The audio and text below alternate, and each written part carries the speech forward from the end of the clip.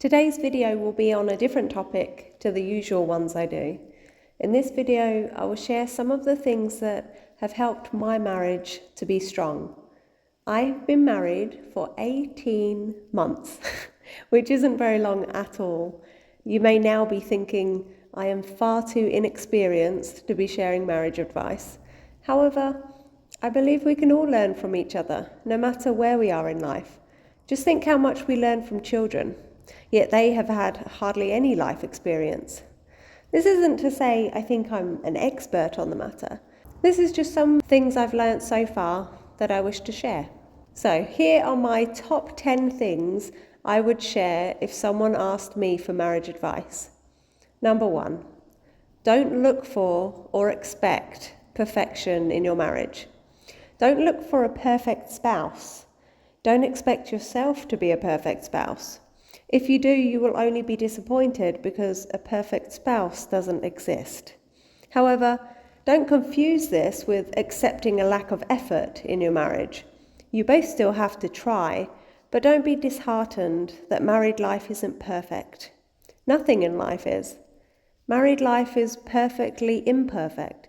It's a work of art that takes shape over time. The more time you spend working on it, the more beautiful it becomes. So number 2, when either of us make a big mistake and we know it, what we need is not the spouse to also be mad at us. We are already mad at ourselves. What we need is someone to support us as we pick up the pieces. My husband taught me this. I asked him after the first time that I really messed up, how could you stay so calm when I did something that had such a big impact on our lives? And his reply was this: you knew you messed up. You were already angry at yourself. You didn't need me to be angry at you as well, as that would only make you feel worse. So instead, I just helped you through it. And that has been a rule we live by ever since. Getting mad at your spouse doesn't help. Supporting your spouse, especially through their mistakes, helps in ways you cannot imagine. Number 3, when we do something to annoy each other, something where you really do want to argue and shout about, we separate ourselves and cool off. Sometimes that takes 5 minutes, sometimes a whole day. But while we're apart, we think about what the issue is, where we can compromise, where we can change, and what we need to do to be okay with each other again. We often pray for help to not be mad at each other, and for help identifying the beam in our own eye. Then once we have completely cooled off, we sit down, and each person takes the time to say what they are upset about, and what they would like to see change. We talk it through, and we don't raise our voices. We have so far always been able to talk it over after that cooling off period, and then it is buried, never to be dug up in future disagreements, even if the problem is the same. So far in our marriage, we have never had an argument. An argument is a heated discussion done in anger, and we have never done that. We have many disagreements, but we have not had an argument so far. Number 4, if there is something consistently bothering you in your marriage, sincerely ask yourself this question: am I the problem here? It is easy for us to see the faults in our spouse. It is harder to see the faults in ourselves.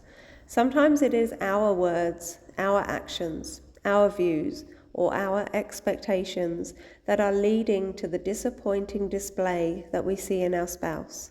Number 5, be willing to compromise and make sacrifices. You will often like different things because you are two separate beings.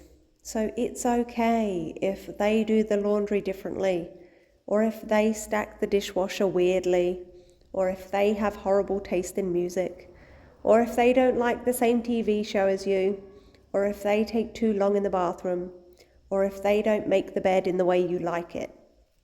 Be willing to compromise. Learn to accept the differences and love their uniqueness.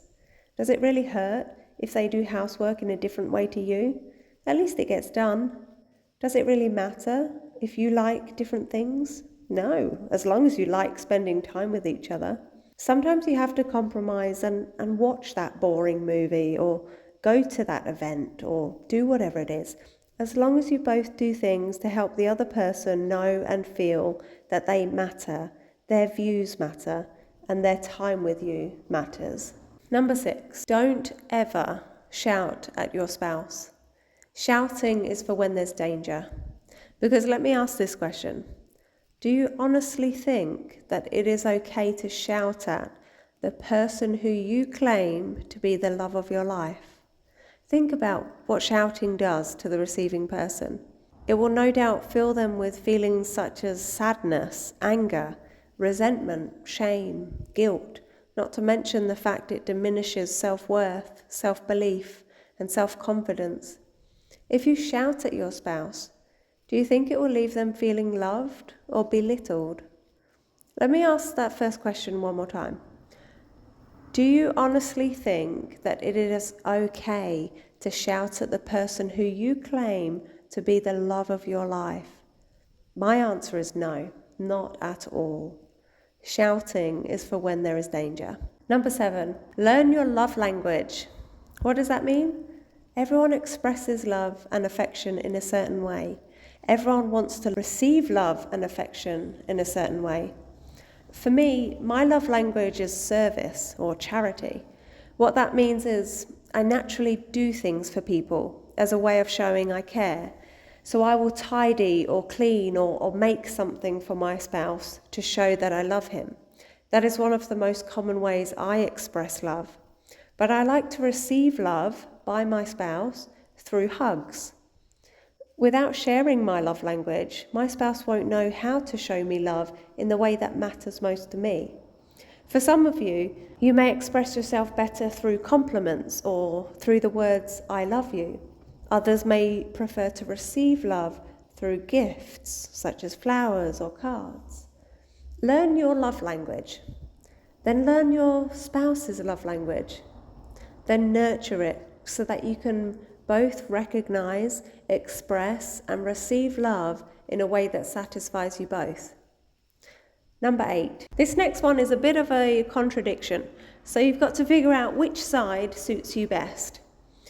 Some people say, don't sweat the small stuff, just let it go and move on. For me and my husband, we prefer the other side of the scale. Take care of the small stuff to prevent it becoming part of the big stuff. We prefer to deal with the small disagreements or annoyances while they are small. My husband puts it this way: if there was a tiny little fire in your house, would you let it burn? Of course not. You put it out as soon as you notice it. This works really well for us, but I've seen others who work best under the opposite of don't sweat the small stuff. So find which one works for you and run with that. Number 9, serve each other. This doesn't mean allow your spouse to treat you like a slave or vice versa. This means go out of your way to regularly do things for your spouse to show them how much they matter to you. Then always show appreciation when they do the same for you. Don't keep a score. Don't do it with an expectation of anything in return. Just lovingly serve them. A simple act of charity daily will go a long way to keep your marriage alive. And number 10, set goals together. Any type of goals. Physical health, emotional health, spiritual, financial, whatever it is. Work on them together. Celebrate them together. When you can see how far you've come together, it's a big motivator in going even further together. And there's my current top 10 pieces of marriage advice from someone in their second year of marriage. My marriage isn't perfect, but it is wonderful. So I hope this advice can help someone, somewhere, sometime.